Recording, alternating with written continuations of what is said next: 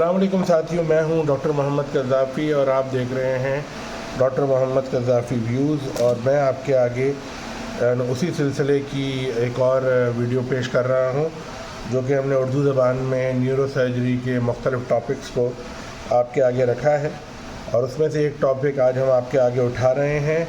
और इसमें हमारे पास जो पेशेंट्स होते हैं, जो हमने देखे होते हैं, उसकी हिस्ट्री हम आपके सामने प्रेजेंट करते हैं। उसको कैसे कैसे हमने ट्रीट किया, वो पूरा केस जब हम प्रेजेंट करते हैं हमारे जहाँ पे हम काम करते हैं वहाँ पर आपके आगे प्रेजेंट करते हैं, और उसी में हम अपना पॉइंट ऑफ व्यू भी देते हैं कि कैसे ट्रीटमेंट होनी चाहिए और इम्तिहानों में कैसे इस सवाल का जवाब बेहतर तरीके से दिया जा सकता है, जो हमारा अपना पॉइंट ऑफ व्यू है। डेफिनेटली हमारे भी पॉइंट ऑफ व्यू में काफ़ी सारी गुंजाइश है बेहतरी की और हम उसके तलबगार हैं। अगर कोई चाहे तो हमारी इस्लाह करे, हम खुशी से एक्सेप्ट करेंगे और कोई उसको रिबर्टल नहीं देंगे किसी भी तरह का नेगेटिव। पॉजिटिव बात कहेंगे कि हाँ थैंक यू, आपने अच्छा बताया, या अगर वो थोड़े मुनासिब नहीं होंगे तो उनको आंसर कर देंगे मुनासिब तरीके से, रिस्पेक्टफुली। तो चलें टॉपिक शुरू करते हैं। एक 40 साल ख़ातून है, बल्कि 42 साल ख़ातून हैं, जो कि क्लिनिक में हमारे प्रेजेंट हुई और उन्होंने कंप्लेन की कि उनका हेयर लॉस हो रहा है, उनको वेट गेन हो रहा है, उनके एक्नी है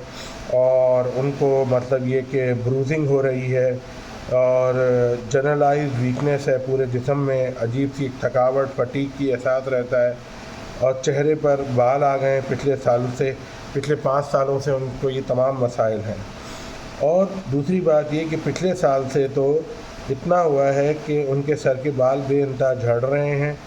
और उनको जो है उनका वज़न बढ़ रहा है, तकरीबन 30 पाउंड के करीब उनका वज़न बढ़ चुका है और आस्ते आस्ते उनको जिस्म में अब वो ताकत महसूस नहीं होती जैसा कि वो ताकत महसूस करा करती थी। और ख़ास तौर पे इसका एहसास उनको उस वक्त होता है जब वो कोई सीढ़ियाँ वगैरह चढ़ रही होती हैं उस वक्त। दूसरा, मैंने उनके सारे एग्ज़ामिनेशन भी किए, पास हिस्ट्री में ही जो करंट हिस्ट्री है उसमें बहुत सारी पास हिस्ट्री है कि उनको हाइपरटेंशन भी पिछले 1 साल से है और हाइपोथायराइडिज्म की भी शिकायत कर रही हैं और उसकी रिप्लेसमेंट थेरापी हाइपोथायराइडिज्म की वो ले रही हैं पिछले 5 से 6 साल से। अच्छा जी, दूसरा ये कि उनको जो दूसरे मसाइल हैं जो कि काबिल ज़िक्र हैं वो मैं आपके आगे पेश करता हूँ। वो एक तो ये कि उनको गैलेक्टोरिया की शिकायत कह रही हैं, दूसरा डिस्मेनोरिया की शिकायत कह रही हैं, दूसरा उनकी वो कहती हैं कि स्किन मेरी अब थोड़ी सी काली या सांवली होना शुरू हो गई है। दूसरा उन्होंने ये फरमाया कि उनका जो है पैल्पिटेशन सी महसूस करती हैं। उन्होंने ये फरमाया कि उनको जो है न मुंह में ज़ख़म से महसूस होते हैं। उन्होंने ये फरमाया कि अपना क्या कहते हैं, उनको सर में दर्द भी रहता है। डेफिनेटली हम न्यूरो सर्जरी का केस प्रेजेंट कर रहे हैं, सर में दर्द हो रहा है, वो तो बात हमने पहले भी आपके आगे की थी, लेकिन जो दूसरी अलामात हमने आपके आगे पेश की हैं तो उसको भी मद्देनज़र रखते हुए फिर हमने उनका मज़ीद एग्ज़ामिनेशन किया। जब हमने उनका मज़ीद एग्ज़ामिनेशन किया तो हमने देखा कि वाकई उनकी जो ओबेसिटी है वो सेंट्रल ओबेसिटी है। उनके जो है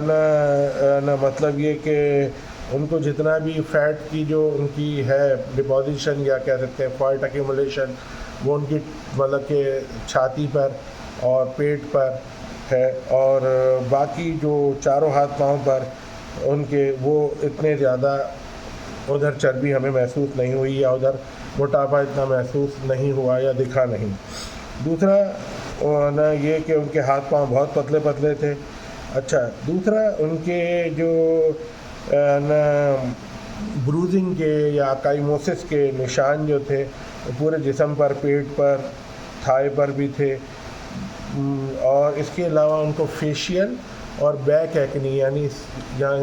यहाँ पर जो मैं हाथ फेर रहा हूँ आप देख रहे हैं ये इधर, और फेशियल एक्नी भी उनको थी। अच्छा, 4 से 5 जो है साल से ये मसला उनको, तकरीबन 5 साल से ही उनको ये मसला दरपेश था। अच्छा, जब उनकी हमने पावर एग्जामिन किया न्यूरोलॉजिकली तो 4/5 पावर देखा हमने दोनों क्या कहते हैं हाथ पाँव में,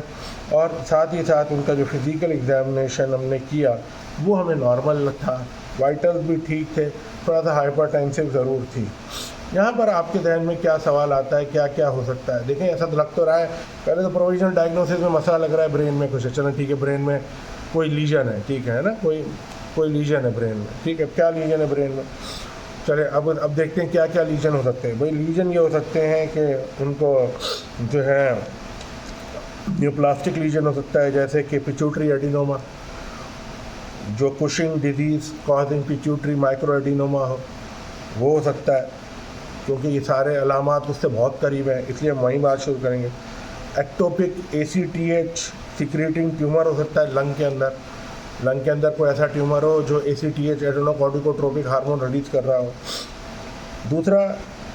एड्रेनल एडिनोमा या कार्सिनोमा हो सकता है, एड्रेनल ग्लैंड जो होता है वहाँ पे कोई एडिनोमा और वो ACTH रिलीज कर रहा हो।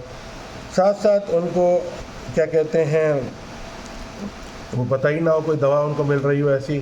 या कि जैसे कॉर्टिकोस्टेरॉइड इंजेक्शन हो रही हो, कोई ऐसा सप्लीमेंट ले रही हो जो कुछ और समझ के ले रही हो, और वो जो है कॉर्टिकोस्टेरॉइड मिल रहा है उनको जिस्म में। तो ये सब ये चीज़ें मतलब ये कि हो सकती है उनमें ना, ठीक है। अच्छा, अब जो हम यहाँ पर हमने क्या किया, जैसे दिमाग का मसला है, हमने बातें भी दिमाग की डिस्कस की, बहरहाल फ़ौरन हमने उनका MRI किया ब्रेन का, विद और विदाउट कंट्रास्ट दोनों एडवाइस कर दी, क्योंकि जिस तरह के मसाइल थे उसमें हमें दोनों बातें देखनी थी। ऐसा भी होता है, पहले आप MRI कराते हैं विदाउट कंट्रास्ट और फिर साथ में आप ये लिख देते हैं कि भाई अगर कंट्रास्ट की ज़रूरत पड़े तो फ़ौरन दे दीजिएगा, तो वो दे दिया। चले बहरहाल जो तरीका पसंद आया वो आपके हॉस्पिटल पॉलिसी को फॉलो करते हुए, या फिर प्राइवेट क्लिनिक है तो फिर आपकी पॉलिसी चलती है तो आप अपनी पॉलिसी के हिसाब से चल रहे हैं। तो उसमें 7x7 मिलीमीटर का एक समझ लें कि होमोजीनस इन्हांसिंग राइट सेलर मास मिला 7x7 मिलीमीटर, यानी 1 सेंटीमीटर से भी छोटा। जब वो 1 सेंटीमीटर से भी छोटा है तो आप कंसीडर क्या करेंगे, माइक्रो एडिनोमा हो गया पिट्यूटरी ग्लैंड का। अच्छा, अब जो इसके सिम्टम हैं तो उधर आप चीज़ों को कोरिलेट कर सकते हैं। देखिए, आई पे तो कोई प्रेशर नहीं है, तो आप यही कह सकते हैं कि non compression of the optic chiasma, और न ये बात है। तो और लेकिन सिम्टम जो कि आ रहे हैं पेशेंट के, कुशिंग टाइप के, हाइपरटेंशन है, फेशियल एक्नी है, बैक में एक्नी है, हेयर लॉस है, गैलेक्टोरिया है, और मतलब कि इस तरह के जो मसाइल मैंने जिक्र किए आपके आगे वो हैं। तो आप कहेंगे Cushing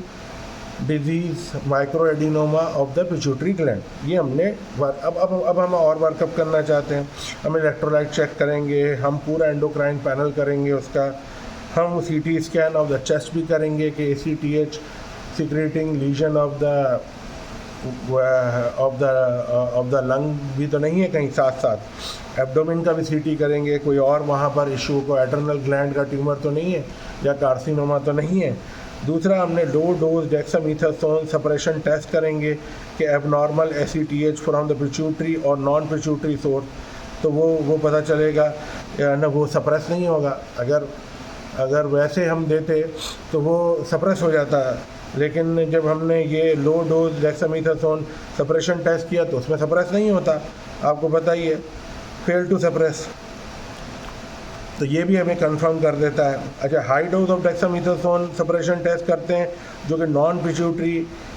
ACTH source fail to suppress, कि जो नॉन पिट्यूटरी ट्यूमर के ACTH हैं वो सप्रेस होना। तो लो डोज सप्रेशन टेस्ट और हाई डोज सप्रेशन टेस्ट दोनों के दोनों किए जाते हैं यहाँ पर, और करने चाहिए ताकि मरीज़ फ़ायदा हो सके। अच्छा, दूसरा, इंफीरियर पैटर्नल साइनस सैम्पलिंग कर सकते हैं, जो कि थोड़ा सा मुश्किल होता है, लेकिन बहरहाल की जा सकती है कि जुगुलर वेन से आप ले लें, और सेंट्रल मतलब कि Venus peripheral ACTH source right और लेफ़्ट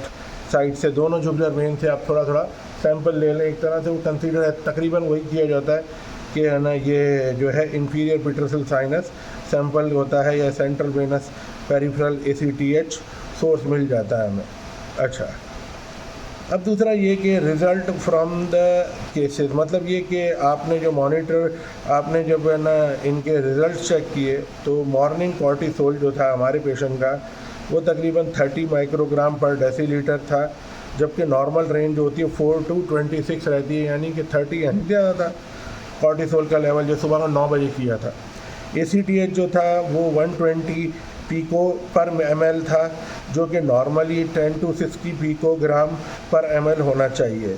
इसी तरह DHEAS 360 माइक्रोग्राम था, जो कि एलिवेटेड था। प्रोलैक्टिन 8 नोनाग्राम, जो कि नॉर्मल है। इलेक्ट्रोलाइट्स भी नॉर्मल थे। चेस्ट और एब्डोमेन का CT कराया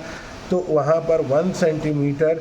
left adrenal mass consistent with adenoma मिला, यानी कि ये एक एडिशनल फाइंडिंग मिली हमें।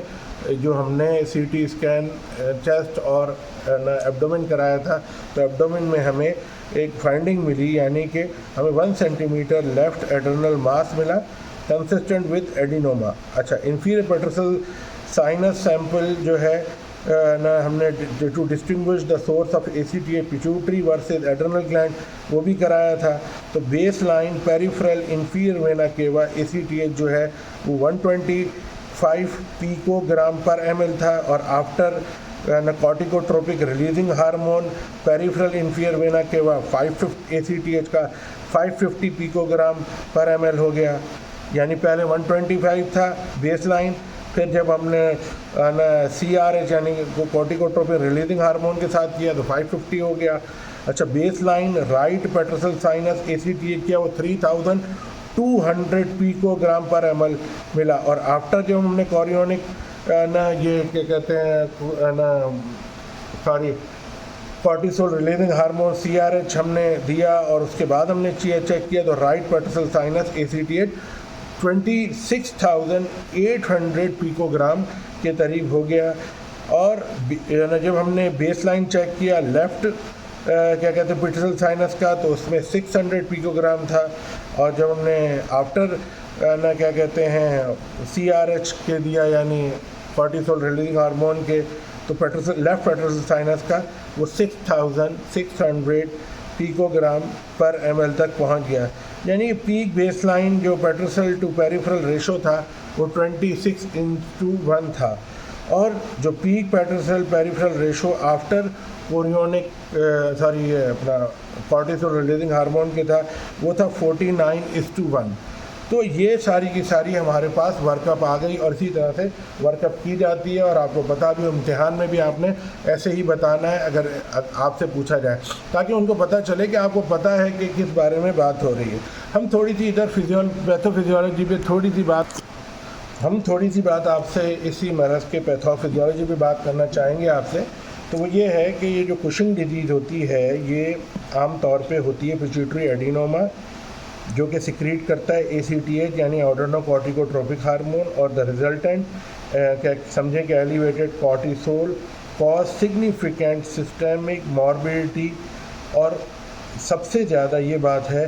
कि ये जो है अपना ये जो मतलब एलिवेटेड कॉर्टिसोल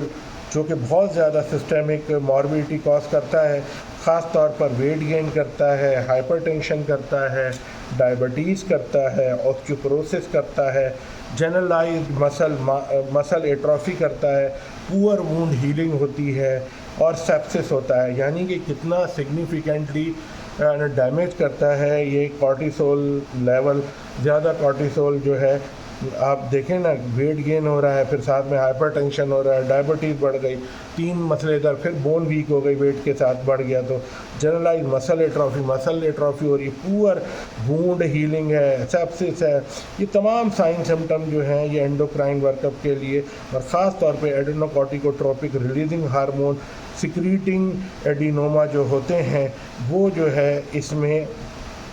आप समझ लो कि डायग्नोसिस हमारे लिए बनने का एक रीज़न बनते हैं। और इसी के और ये स्मॉल या थोड़ी ही देर पहले कंप्रेसिव सिम्टम भी दे रहे होते हैं, थोड़ा बहुत अपना कम या उस पर मतलब कि हार्मोन जो होता है बाकी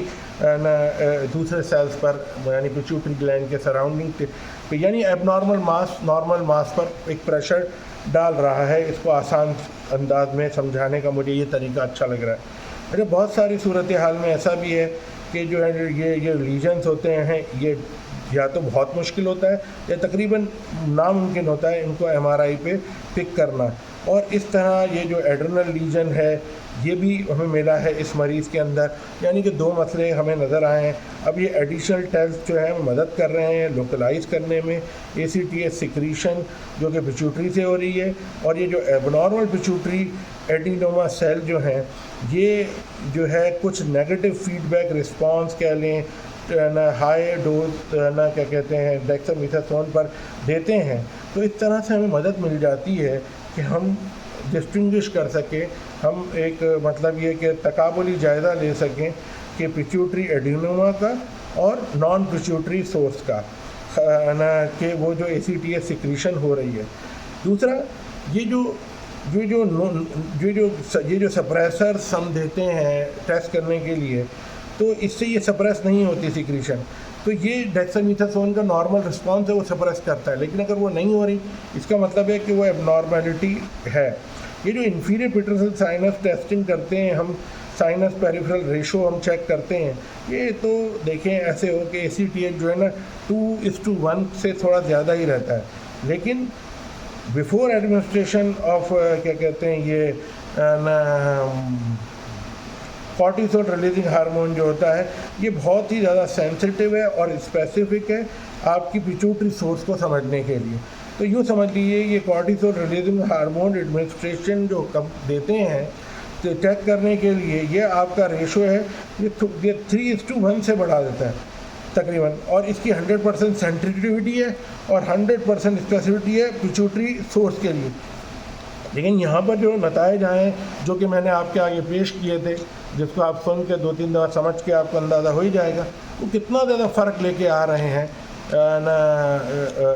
इसमें। अब इसमें ट्रीटमेंट ऑप्शन मैं आपके आगे रखना चाहता हूँ। ट्रीटमेंट ऑप्शन ये हैं कि एक सर्जिकल ऑप्शन होता है, एक मेडिकल ऑप्शन होता है। मेडिकल ऑप्शन तो मैं हमेशा पहले डिस्कस करता हूँ हमेशा आपसे, तो मैं उसी रिवायत को बरकरार करते हुए आप जो है इनहिबिटर ऑफ स्टेरॉइड सिंथेसिस जो कैटाकेनाजोल है वो दे सकते हैं ऐसे मरीज़ को। आप साथ साथ अमाइनो ग्लूटाथायोमाइड दे सकते हैं, आप मेटारापोन दे सकते हैं और माइटोटेन दे सकते हैं। इसके अलावा जो मेडिकल के बाद में जो दूसरे टर्म पे अगर ट्यूमर है तो उसकी रेडिएशन की बात करता हूँ। इसमें रेडिएशन आप कर सकते हैं जैसे कि स्टीरियोटैक्टिक रेडियो सर्जरी कर सकते हैं, एक्सटर्नल बीम रेडियो कहते हैं रेडिएशन थेरापी कर सकते हैं, यानी कि साइबर नाइफ का और गामा नाइफ का रोल इधर दोबारा से आ गया। अब जो है तीसरा ऑप्शन जो हम ट्यूमर्स में देखते हैं कि वहाँ पर क्या हम एम्बोलाइजेशन कर सकते हैं, ये तो इस तरह का ट्यूमर यहाँ पे एम्बोलाइजेशन का रोल को ख़ास नहीं है। फिर सर्जरी का ऑप्शन आ जाता है इस तमाम के बाद। तो सर्जिकल ऑप्शन जो होता है वो यहाँ पे जो बहुत स्टैंडर्ड है और तमाम लोग उसे मानते भी हैं और उसको करते भी हैं, वो उसमें माइक्रोस्कोप को यूज़ करते हुए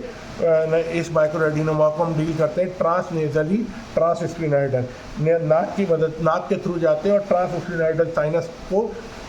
हम थोड़ा सा मतलब ये कि उसके थ्रू होते हुए हम थोड़ा सा एक छोटा सा होल बनाते हैं सैला में नीचे और फिर हम वहाँ से सैला को एड्रेस करते हैं। और न ये जो ट्रांसस्फिनाइडल सर्जरी है ये ट्रीटमेंट ऑफ चॉइस कहलाती है, ख़ासतौर पे ACTH सिक्रेटिंग माइक्रो एडिनोमा में, और ये क्यूरेटिव भी कहलाती है। मैं ये पुशिंग वाला इसलिए आपके आगे रखा कि आमतौर पे आप जब इस तरह का ट्यूमर पढ़ रहे होते हैं या पढ़ा रहे होते हैं या समझा रहे होते हैं या समझ रहे होते हैं तो आमतौर पर प्रोलेक्टिन को पहले लेके चला जाता है। मैंने प्रोलेक्टिन के मरीज़ ज़्यादा देखें, ACTH के मरीज़ कम देखें, इस वजह से मैंने ACTH को चुनकर आपके आगे पहले रखा है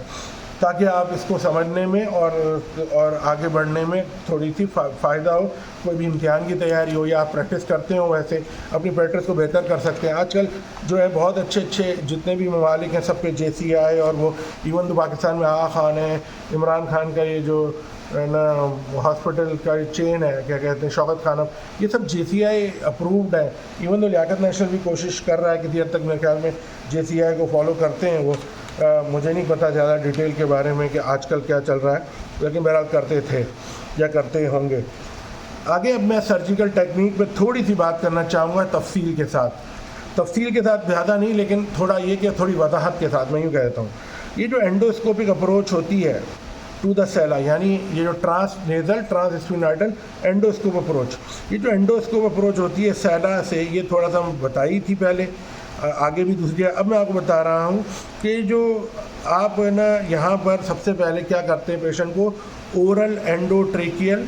ट्यूब इंट्यूबेशन करते हैं, ठीक है ना, वो कर लिया आपने, फिर यानी वो एनेस्थीसिया वाला ने कर ली। और ओरल गैस्ट्रिक ट्यूब आप प्लेस करते हैं मुंह से ही, फिर आप गैस्ट्रिक ट्यूब नेजल यूज़ नहीं करते क्योंकि वहाँ तो आपने सर्जरी करनी है, ठीक है ना, वो ओरल गैस्ट्रिक ट्यूब आप यूज़ करते हैं। और आप दोनों को सिक्योर कर लेते हैं टू द लोअर लिप और चिन, यानी उसको सिक्योर यहाँ पे या तो टाई कर लें या छोटा सूचर ले लें, मतलब के तरीके से, ताकि उनके वो निकलने के चांसेस ना हो। दूसरा, लंबर ड्रेनेज जो है वो आप अप्लाई कर सकते हैं यहाँ पे और करते भी हैं। और एब्डोमिनल फैट ग्राफ्ट आप आम तौर पे ले लेते हैं पहले से ही थोड़ा सा, ताकि आपको हार्वेस्ट करने में मदद हो और एक तरह से आप वो लीकेज को, क्योंकि फैट जो होता है वो एक तरह से हाइड्रोफोबिक होता है, तो वो CSF रिपेल करता है, वो अंदर ही रह जाता है, वो मतलब ये कि एक तरह से मदद करता है अपना CSF लीकेज को रोकने में। दूसरा, ये अपना नेज़ल सेप्टल फ्लैप हार्वेस्ट हम कर सकते हैं, ख़ास तौर पे ये अगेन उसी तरह से अगर हमें कंट्रोल करना हो CSF लीक को, तो ये सारी बातें मैं बताता जा रहा हूँ सीक्वेंस में। अच्छा, दूसरा प्रिपरेशन, ये चीज़ें प्रिपरेशन करना बहुत ज़रूरी है। अच्छा, तो ये जो पेशेंट होता है इसकी पोजीशन क्या होती है कि जब हम लिटाते हैं तो सुपाइन पोजीशन में थोड़ा सा हेड जो होता है वो अप कर देते हैं और ना हल्का सा एक्सटेंड करते हैं तकरीबन 10 डिग्री, ताकि वो जो है आपको 10 डिग्री की एक छोटी सी, ताकि आपको उसमें ड्रेनेज मदद रहे। अच्छा, दूसरा, हेड जो है वो आपने अपने हिसाब से पोजीशन कर दिया ताकि आपको नज़र आ सके, दोनों नॉस्ट्रल्स आपको नज़र आ सकें। सर्जन जो है वो इस पोजीशन में होता है कि वो उसको भी है ना अप्रोच करने में मदद हो सके, वो राइट साइड से भी अप्रोच कर सकते हैं, लेफ़्ट साइड से भी अप्रोच कर सकते हैं। मैं जो हूँ आमतौर पे राइट साइड से अप्रोच करता हूँ, और भी सर्जन बहुत सारे राइट साइड से अप्रोच करते हैं। कुछ सर्जन जो है वो पसंद करते हैं लेफ़्ट साइड से अप्रोच करना, और वो क्या करते हैं कि है ना पेशेंट का जो शोल्डर होता है वो थोड़ा सा मतलब कि हल्का सा इधर वो लगा देते हैं ताकि वो ऊपर की तरफ थोड़ा सा आ सकें। अच्छा, मेफील्ड पिन हम अप्लाई करते हैं इसमें। मेफील्ड पिन हेड होल्डर होता है, तो वो बड़ा यूज़फुल होता है उस पोजीशन को एक ही पोजीशन में रखने में। और ना उसके साथ हम ये जो आर्म्स होते हैं ये हम उसके ऐसे मतलब ये कि थोड़ा सा टाई अप कर देते हैं, थोड़ा जोड़ कर देते हैं, टकिंग कर देते हैं, यूँ समझ लें। दूसरा, ये जो स्फीनॉइड साइनस होता है ये आपका असेस करता है endoscopically through the expansion of दोनों, क्या कहते हैं, बोथ स्फीनॉइड ऑस्टिया, यानी ये जो स्फीनॉइड ऑस्टिया होते हैं, ऑस्टिया मतलब कि वो थोड़ा सा एक छोटा सुराख होता है, ऑस्टियम होते हैं दो छोटे छोटे, आप वहाँ से जाके वो एंडोस्कोप आपको मदद करता है। उस एंडोस्कोप को आप एडवांस करते हैं और वो आप जो है ये है ना उस ऑस्टिया से होते हुए उसको बड़ा भी कर सकते हैं। और है ना ये ख़ास तौर पे मिडिल टर्बिनेट के बाद आपको ये नज़र आ जाते हैं। और अगर आप इस सर्जरी को जानते हैं करना तो आपके लिए इतनी मुश्किल नहीं होती है, लेकिन हर एक चीज़ का इसका लर्निंग कर्व होता है। बहरहाल ये जो आप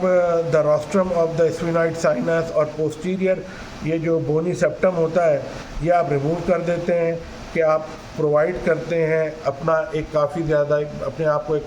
जगह प्रोवाइड करते हैं आप, कि काफ़ी थोड़ा सा वर्किंग चैनल आपका बन सके, क्योंकि काफ़ी दफ़ा आपको आना और जाना मतलब कि टिशू लेके आना पड़ता है और थोड़ा सा ब्लीडिंग को भी रोकना आपका मकसद होता है। और बोनी जो सेप्टा होते हैं ये यहाँ पर आप समझ लें कि वो उनकी थिकनेस वेरी कर सकती है। स्फीनॉइड का साइनस का म्यूकोजा भी उसकी थिकनेस भी वेरी कर सकती है। और इसके साथ साथ इनका रिलेशनशिप होता है कैरोटिड आर्टरी का, तो लेटरली जाते हुए ज़रा एहतियात करें कि आप ऐसा ना हो कि कैरोटिड आर्टरी को इंजर्ड करें, क्योंकि आपका काम सेंटर में, आप सेंटर में ही काम करें। आपने MRI CT स्कैन पहले किया हुआ है, आपको पता है कि मेरी जो टिश्यू है मुझे कहाँ मिल सकता है। और जो है लेटरल साइड पे ऑप्टिक कैनाल होती है, और है ना बहुत पीछे जाने में ऑप्टिक क्याज़मा है, फिर हाइपोथैलेमस है। तो ये तमाम चीज़ें जो है अपना उसके लिए ना क्या कहते हैं बहुत ही माइक्रो लेवल पर और एक्टिविटी को रिस्ट्रिक्ट करते हुए ना आपने ये करना है। ऑपरेटिव आप इमेजिंग भी यूज़ कर सकते हैं, आप है ना सिंपल एक्सरे इमेजिंग भी यूज़ कर सकते हैं। और अगर आपके पास स्टेल्थ स्टेशन है तो आप वो भी यूज़ कर सकते हैं। अच्छा, सैला आमतौर पे इस हालत में बल्ज कर रहा होता है स्फीनॉइड साइनस में, जब आप वो स्फीनॉइड साइनस की ब्रेन बोन निकाल देते हैं, और ये प्लम स्फीनॉइडल अबव और क्लाइवस बिलो, यानी स्फीनॉइडल जो है ना स्फीनॉइडल प्लमन स्फीनॉइडल जो है थोड़ा ऊपर की तरफ, और क्लाइवस जो है नीचे की तरफ, वो आपकी लिमिट बन जाती है। Laterally thin bone is moulded for the contours of the underlying carotid artery and optic nerve. तो लैटरल भी आपने देखना, वो थिन बोन होती है, वो एहतियात करें वहाँ पे इंटरनल कैरोटिड आर्टरी का जो कॉन्टोरस कहने के वे होता है वो मूव करके जो ऊपर जाती है, थोड़ा सा बल खा के हल्का सा, और साथ में नीचे ऑप्टिक कैनाल साथ में होती है, तो उसका एहतियात करें। अच्छा, dipping into the optic carotid recess at the superior lateral limit of the sella, ये जो है फिर थोड़ा सा आपने उधर अवॉइड करना है कि उधर वो डिप कर रही होती है ना, आपका पूरा ऑप्टिक कैरोटिड रीसिस होती है वहाँ पर, और ये आपकी सुपीरियर लेटरल लिमिट बन जाती है सैला की। और जो बोन ऑफ सैलर फ्लोर है वो आमतौर पे पतली होती है और डिहिसेंट होती है, चिपकी भी बहुत ज़्यादा नहीं होती है। और दूसरा जो बोन होती है over the face of the Saila, वो आराम से रिमूव कर दें विद द कैरेसन रॉन्जर, और या डिफेक्ट से उस तरह से अगर ज़रूरी हो। और ये है कि स्मॉल एक हाई स्पीड ड्रिल भी इस्तेमाल की जाती है, या फिर चीज़ल भी इस्तेमाल की जाती है, ताकि आप ओपनिंग हासिल कर सकें और एक छोटा सा स्मॉल डिफेक्ट मिल जाए आपको ना सैला के अंदर, ताकि आप वहाँ से फिर रॉन्जराई कर सकें या अपकट को कैरोसिन पंच को ना इस्तेमाल कर सकें। अच्छा, अब ये जो ड्यूरा एक्सपोज हो जाती है और कैवर्नस और इंट्रा कैवर्नस साइनस भी आपको नज़र आता है, मतलब नज़र क्या मतलब आइडिया होता है, तो ये वैसे विजिबली ब्लू होते हैं, अगर वहाँ से आपको नज़र आ रहा है तो आपने अवॉइड करना है। कैरोटिड आर्टरी जो है वो लोकलाइज आप कर सकते हैं, अगर आपके डॉपलर अल्ट्रासाउंड का कोई ऐसा वो है डिवाइस जो कि बिल्कुल थिन और आगे तक जाके वो बता सकती है, तो उसकी डेप्थ को चेक कर लें और उसको अवॉइड करें। और दूसरी, अवॉइड करें इन स्ट्रक्चर्स को ढूंढने के लिए, इनको ना ढूंढें, अपने सेंटर में रहते हुए अपना जो आपके पास दूसरे इमेजिंग मॉनिटरिंग सिस्टम्स हैं उनके होते हुए ये सही तरीके से इसको काम को परफॉर्म करें, जो कि इसका तरीक़ेकार है। और वैसे आप जो है डॉपलर अल्ट्रासाउंड की मदद से ढूंढ सकते हैं। दूसरा ये है ना, ये बात भी है कि है ना, ये पोस्ट ऑपरेटिव आप MRI करते हैं और इंफीरियर पेट्रोसल साइनस सैम्पलिंग कर लेते हैं, जो कि आपको गाइड करती है कि आपने किस हद तक मतलब ये कि एबनॉर्मल एडिनोमा टिशू को निकाला है, और माइक्रो डिसेक्शन की है, और सक्शन भी आप वहाँ पे यूज़ करते हैं ताकि आप एक प्लेन क्रिएट कर दें बिटवीन द ट्यूमर और कैप्सूल में, और नॉर्मल पिट्यूटरी ग्लैंड को आप सेपरेट कर सकें ट्यूमर से किस हद तक। ये जितना एक्सपीरियंस आपका होता जाता है, जितना आप ये केसेस देखते भी हैं उससे भी आप बहुत कुछ सीखते हैं, और जितने केसेस आप अटेंड करते हैं उससे भी बहुत सीखते हैं। और इसके अलावा जितने ज़्यादा ये आप लग के काम करते हैं उसमें फ़ायदा होता है। ये जो रिकन्स्ट्रक्शन होती है सैला की, ये भी आपने करनी होती है, बहुत ज़रूरी है, और इसमें आपको कुछ स्टेप फॉलो करने हैं, जैसे कि आपने फैट ऑटोग्राफ्ट यानी एब्डोमेन से निकाल के वो लगा सकते हैं, सेप्टल बोन रख सकते हैं, स्फीनॉइड म्यूकोसा रख सकते हैं, सिंथेटिक बोन भी रख सकते हैं, ड्यूरल सब्स्टिट्यूट भी रख सकते हैं, टिशू एडिसिव स्प्रे भी होते हैं। इसके अलावा नेज़ल सेप्टल फ्लैप होते हैं, डेब्री है वो रख सकते हैं, ब्लड है, तो ये तमाम चीज़ें आपने वो कर सकते हैं, उधर रख सकते हैं, और एक तरह से वो उस एरिया को आप मतलब ये कि सील कर सकते हैं। अच्छा, दूसरी बात ये जो ओरल गैस्ट्रिक ट्यूब है, ये उसको आप पहले सक्शन कर लें अच्छे से, ताकि एब्डोमेन का कोई मटेरियल ऊपर की तरफ ना आए और इन्फेक्शन का या कोई इंजरी का बायस ना बने, और फिर आराम से उसको रिमूव करें। और ना जो जहाँ से रिमूव करते हैं वहाँ भी सक्शन करते हैं कि गैस्ट्रिक जूस जो है वो इरिटेट ना करे ऊपर आकर। दूसरा, ये जो फेरेंजियल ड्रेनेज करते हैं, ये भी एक्सट्यूबेशन के वक्त साथ में ध्यान रखें। देखिए, कुछ चीज़ें हमें एहतियात करनी ही करनी है। पोस्ट ऑपरेटिव एंडोक्राइन मैनेजमेंट के लिए ये जो एकदम से कॉर्टिसोल लेवल ड्रॉप हो जाता है,